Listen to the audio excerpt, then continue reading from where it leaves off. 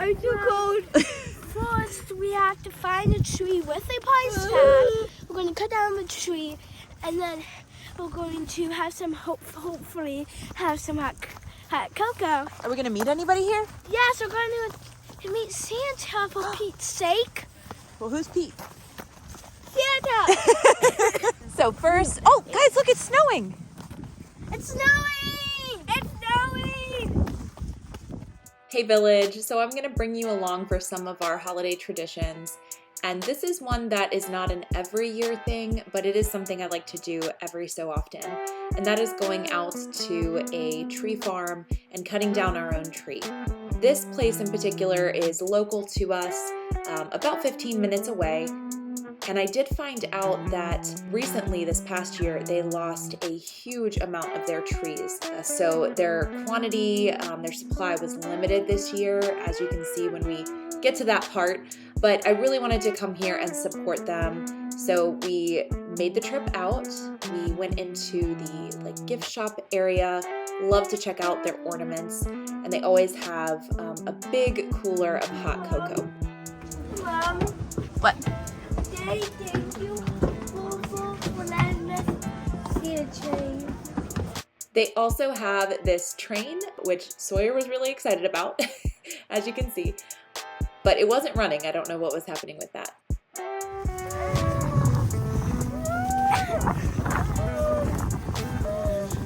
And the kids were troopers. I didn't realize how cold it was until we were out there and the wind was like hitting us in the face.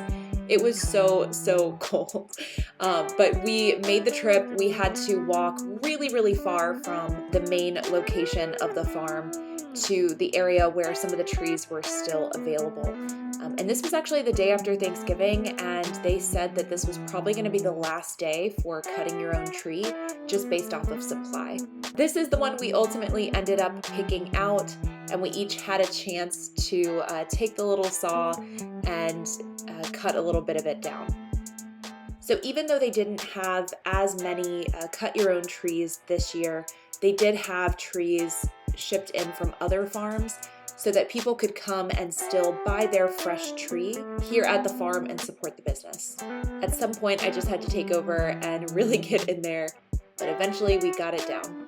And the kids wanted to pick it up, grab it, put it into the sleigh. It wasn't very heavy, so they were able to do that. And then they also wanted to drag it back, but that did not last very long.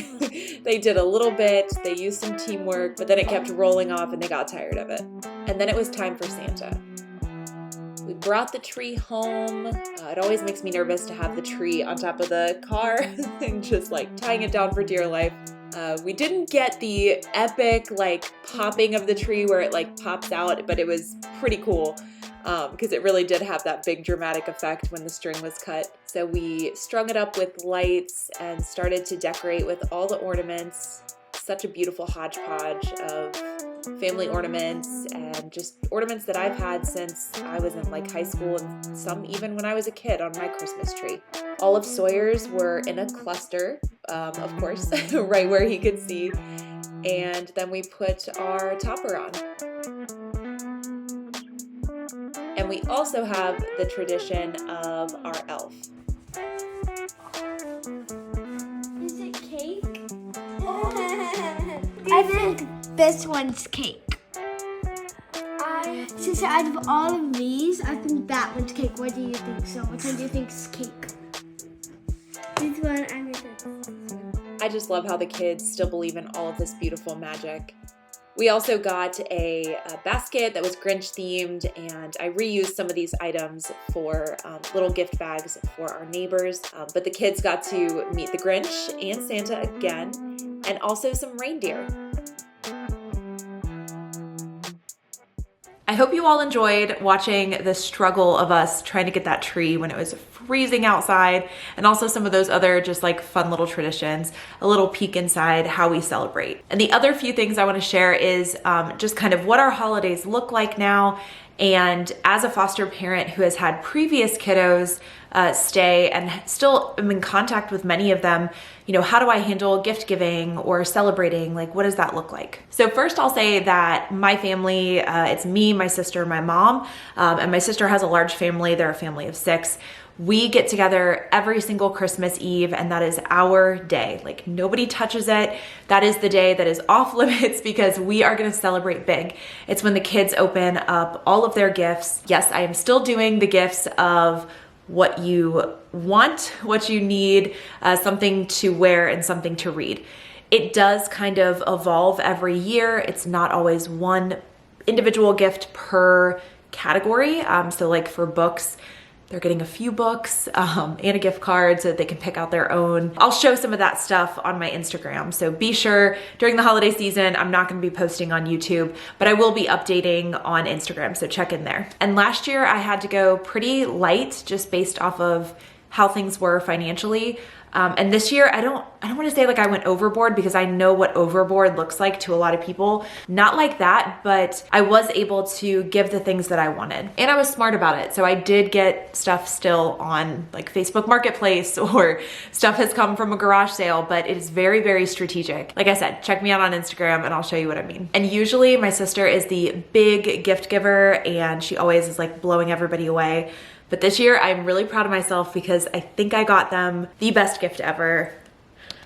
And like, I am ready for her to just be like, like jaw-dropping moment. Like, that's what I'm aiming for. And they so deserve it because my sister and brother-in-law this past year have been an absolute anchor for me. They have been there no matter what. And last year at this time, it was a lot different for me, a lot different in a lot of ways. And yeah, just couldn't have gotten here without their support. And with the holidays, as far as scheduling with the kids, we have like a unique schedule, something that like a court or like the attorney was like, I have never seen something like this, but I will always get the kids on Christmas Eve, and then Christmas Day, they go to their dad's, and then we alternate the overnight into Christmas morning. That was the arrangement. It works out great for everybody, and we're definitely open to like always revisiting it, checking in with the kids, but ultimately that's what it looks like. So this year I'm actually gonna be not able to see the kids at all Christmas Day. Probably will get a little FaceTime in there for them, check in to see, you know, what Santa got them, and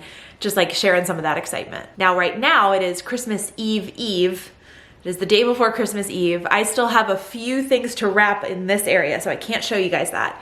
But I do want to show you what I do have completed. So I try to pick one wrapping paper for each kid or for a family. Darcy got Wonder Woman wrapping paper this year.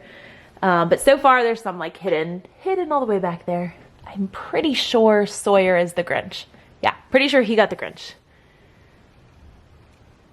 But I've got all my nephew's gifts over here. I've got the kids and still some more to do. Now for previous foster kiddos, I have this stack of Amazon orders. And this is next on my list. So basically when it comes to former foster kiddos who I'm still in contact with, what I like to do is I like to get them a little something. And this year, again, my budget is a little bit smaller, so I reached out for support. And what that ultimately looked like was putting together an Amazon wish list. I contacted one of the kids and made sure that I got them and their 2 other siblings. So I think it was like 2 to 3 items per kid for that family. And then I contacted the mom of another set of 3 siblings and organized, you know, what items could be on a list for them. And between Be the Village and then honestly most of my friends and family, all those items were covered. It took a little bit of a nudge, and I'm pretty sure my sister's family purchased more than they needed to, but all of those items have been purchased. So on Christmas Day, what I'm gonna do is I'm gonna open up all those boxes, start wrapping, and then deliver them. It'll probably end up being the day after Christmas just because of how my schedule was this past week. So that covers those 2 families. And then for Miss A, Ariana, and her siblings, I had arranged something for Ariana, and I was going to add her siblings to the list for the Amazon wish list. But then I had a friend of the family reach out and say, hey, do you have any kids that you need, you know, gifts for this year? And I was like, actually, yes. And so got something organized. I can't say what I got any of these kids. I think some of them might have seen the wish list. and that's okay. Specifically for Ariana's siblings, just in case they're watching this, I don't want them to know what they're getting. She's gonna come over this weekend and celebrate with us, spend some time with the kids. I'll give her her gift, which again, check on Instagram and I'll show you. I'm really excited about this one because I thought I was kind of clever with it. And then she'll get the gifts for her siblings. I think it's up to you on how you manage, like as a foster family, how you manage gifts with previous kiddos. For me, I do have a really solid support system and I do have a limited number of kids who are being purchased for. And just depending on like their ages and what that connection looks like, that's why I'm still contributing to those particular families. When you're fostering like 5, 10, 15 years and you have so many kids, it's just not feasible unless you have like an insane holiday budget. It's just not feasible to purchase for all of those kids. And it's by no means a requirement at all. Like I'm probably in the minority who purchase. And again, I think that that's because I do have a support system who makes it happen. This is definitely where you can reach out to organizations like One Simple Wish, whether you're purchasing or you're a foster family and you want to let that mom or dad know, you know, the kids have gone home and you're like, hey, mom, dad, if you want some support, connect with One Simple Wish and they can grant a wish to your kids for the holidays, for their birthdays, like that sort of thing. So you can always like provide resources instead of having it kind of land just on you. And then also it's important to just maybe make a phone call, a text, something that isn't a gift, but really just showing that you care, because honestly, that's worth so much. And now I'm gonna go ahead and get wrapping and finish up all the things that I get to do before the epic Christmas Eve get together. Thank you so much for watching. Have a wonderful holiday season and a happy new year, and I will see you next time.